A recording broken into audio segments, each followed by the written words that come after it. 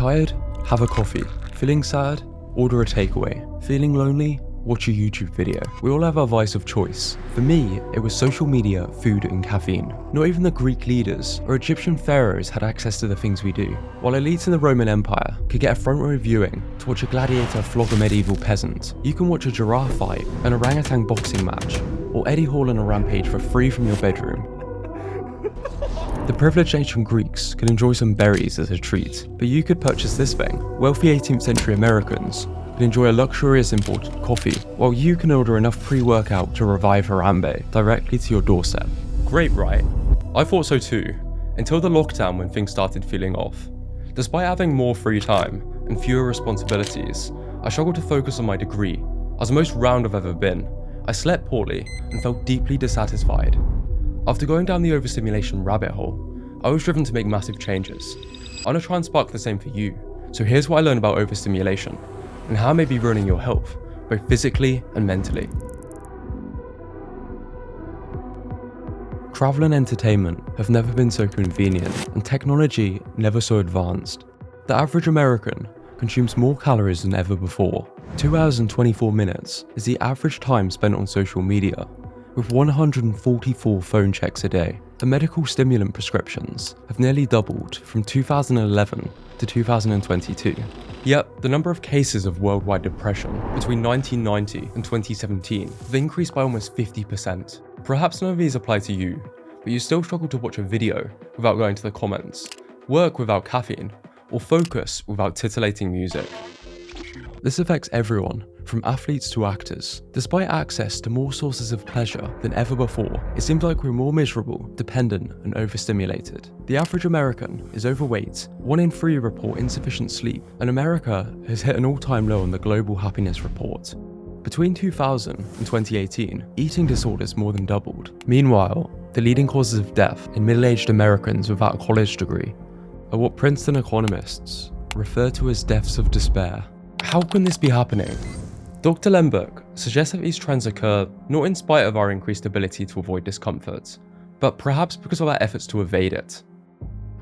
Dopamine is the brain's main chemical of want and desire. In a study on genetically modified rats, incapable of producing dopamine, food was placed just inches away from their mouths and they starved to death. Dopamine is vital for incentive motivation. It drove our ancestors to forage for food, hunt, and seek out partners, and it's why it feels so good to eat a delicious meal. But over time, we've become better at finding ways to trigger more dopamine in our brain's reward pathways. In rats, chocolate increased the basal output of dopamine in the brain by 55%, sex by 100%, nicotine 150%, cocaine 225%, and amphetamines by 1000%. But everything which goes up must come down.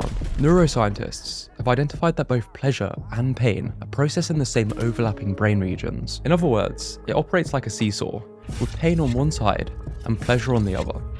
Our brains like to maintain a state of balance. This is something that Socrates noticed thousands of years ago, stating how strange it is that a man cannot have both pleasure and pain at the same time. Yet, when he pursues and catches one, he's sure to meet the other as well. With every hit, it becomes less pleasurable as we build up a tolerance. Heavy exposure or use of any highly dopaminergic drug, I need more and more to get the same effect.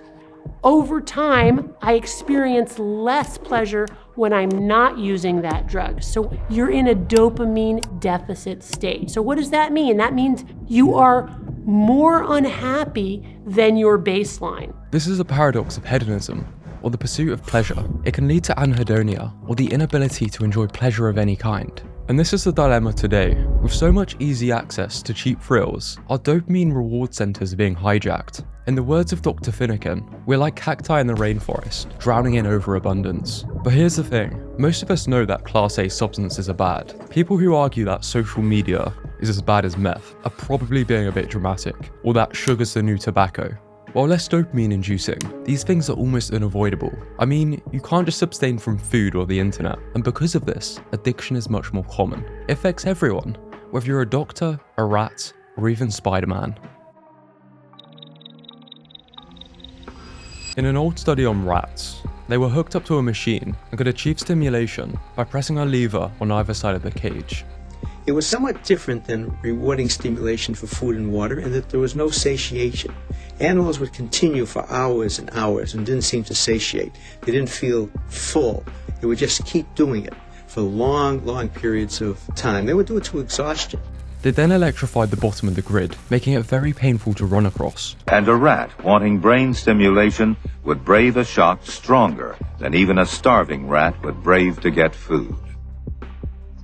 This shows a rat is willing to pay a very high price in order to get to the pedal. Human addicts will pay just as high a price for their rewards. In another study, 42 people were to sit alone in a room for 15 minutes with a button that would give them an electric shock. Out of the 18 men, 12 decided to press the button. On average, 1.47 times, with one guy pressing it 190 times, suggesting that people don't like to be bored, perhaps prefer novel pain to boredom, and that someone in the study needs further evaluation. This is why mindless scrolling is so addictive. Like a rat pulling levers for dopamine hits despite the harm. This behaviour contributed to my binge eating and caffeine dependence, and was the wake-up call I needed, because the consequences for us are much more long-lasting than an electric shock. We live in a hyperstimulated society. The most obvious addictions might be those involving food, with over 73% of Americans being overweight. I mean, this is the fattest man in the world. In 1890, people paid to see him. Today, he'd be unemployed. But even in healthy-looking people, the combination of overstimulating social media content and food likely has contributed to the rise in eating disorders such as binge eating. Personally, I thought I could look like an influencer in months with extreme dieting and training, but instead, I ended up binge eating and getting injured. The guilt fueled a repeating cycle. I looked physically healthy enough, but mentally I was struggling, a common issue in the fitness industry. I thought binge eating and eating disorders were things for teenage girls at school who wanted to look better and succumbed to the pressures of social media. I can tell you that that is absolutely not the case. The fitness industry is ripe with this. I had a full-blown binge eating disorder, and it feels so weird to even say that. And again, I didn't want to admit it to myself at the time. Addiction today is a lot more common than we'd like to admit, and it affects the best of us.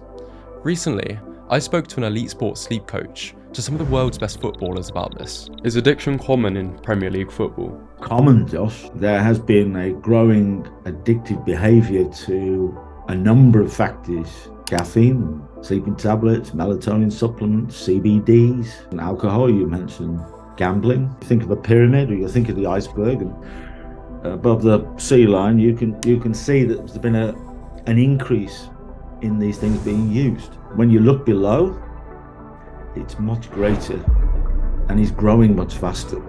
You just can't. It's not being revealed as much. I probably spend 50% of my time using my technique to get people away from that process. The ease of access and normalization of these things is what makes them so harmful.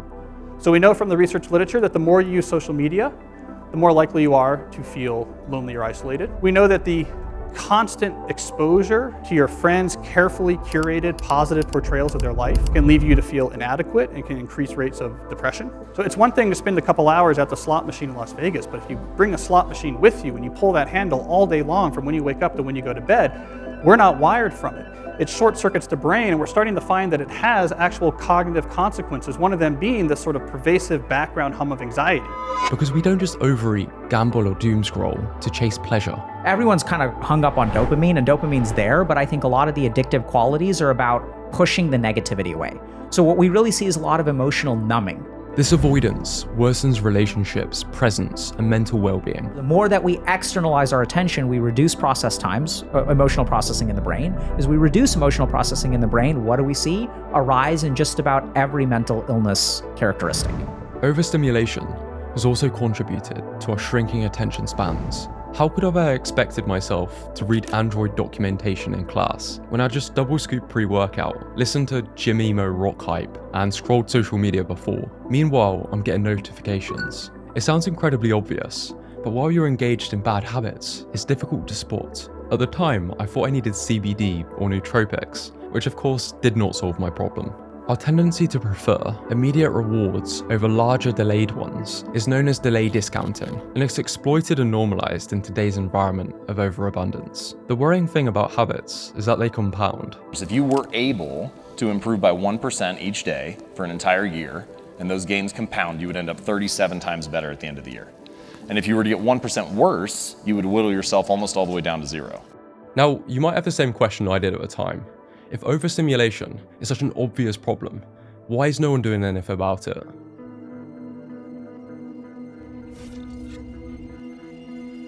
The more something triggers dopamine, the more addictive it can be. This makes low-cost, instant, high dopamine products highly profitable. This is why companies like Nestle hire food scientists to optimize their chocolates and snacks to be as cheap and hyper-palatable as possible. Like in the story of 𝗬𝗏, this can initially be good for the economy, until eventually 96% of people became overweight, and now it's a massive crisis. In response to the food environment, appetite-suppressing substances such as 𝗥𝘂𝗶𝗹𝗁 have hit the market in an attempt to encourage people to eat less ultra-processed foods. Worried that this would dent demand for its food products, Nestle are now developing frozen pizzas enriched with vitamins and protein, specifically for 𝗥𝘂𝗶𝗃 users. On podcasts, extreme guests are often chosen over more balanced guests because they attract more attention, often providing entertainment at the expense of misinformation. The more time we spend jumping from bit of information to bit of information every couple of minutes during our day, the less we worry about how important something is, and the more we're simply attracted to whatever's new. Cigarettes are rebranded as fun vapes. Meanwhile, these things are often marketed as healthier alternatives to more harmful products. However, in reality, they frequently replace genuinely healthy choices and perpetuate the path of least resistance, making it increasingly unconventional to prioritize health. I decided to delete my Instagram because I just felt like I was so addicted to this kind of false version of my life that it was just taking over. I would be on set working, I'd come and sit in my chair and just scroll. So I decided to make an announcement, which unfortunately we have to do, and say that I'm taking a break from social media. And I tried to position myself and say, like, I'm taking a break from social media because I feel like my mental health will benefit from it. And the thing that really upset me is the press ran with that, and they tried to make out that I was having this mental breakdown. Entertainment, snacks, and easy pleasures have their perks, but this perspective helped me realize I was unwittingly harming myself. Much like the rats pulling levers for others' gain, it's not a conspiracy. People like profit and rely on us staying in the overstimulation cycle. To paraphrase Carl Jung, until you make the unconscious conscious, it will direct your life and you'll call it fate. Nobody's coming to help you. This is something you have to do for yourself. And sadly, a key solution to overstimulation is now somewhat overlooked. Most people don't know this, but there's a brain structure called the anterior mid-cingulate cortex. But what's interesting about this brain area is there are now a lot of data in humans, not some mouse study, showing that when people do something they don't want to do, this brain area gets bigger. And by the way, I'm only learning this recently because it's new data. The anterior mid-cingulate cortex is smaller in obese people. It gets bigger when they diet. It's larger in athletes and in people that live a very long time. This area keeps its size. In many ways, scientists are starting to think of the anterior mid-cingulate cortex not just as one of the seats of willpower, but perhaps actually the seat of the will to live. Now we're talking. In other words, pushing on the pain side of the equation can lead to pleasure. What doesn't kill you makes you stronger. This isn't a suggestion to start training in a sauna or to get your mate to clobber you with a tire, but to seek out productive pain that takes you closer to where you want to be. Focus on your own consistent compounding progress and not others. As someone who struggled with these things more than average, I followed the advice of all these people in this video. Reduce social media to useful platforms like communities, ate mostly whole foods, and followed influencers for fitness coaches, took daily photos for accountability, and replaced excessive caffeine and doom scrolling with better sleep and reading. This won't make you a depressed robot. Food now tastes better, exercise is more enjoyable, and I can work less with better focus. Music, films, and eating out are now more enjoyable, and caffeine is a nice boost, not a necessity. It's always going to be a struggle, but controlling overstimulation completely transformed my life over the last 4 years. If I can do this, you can make massive progress too, whatever that looks like for you. If you have goals in our overstimulated world, regaining control isn't just a choice, it's vital for your mental health and physical well-being.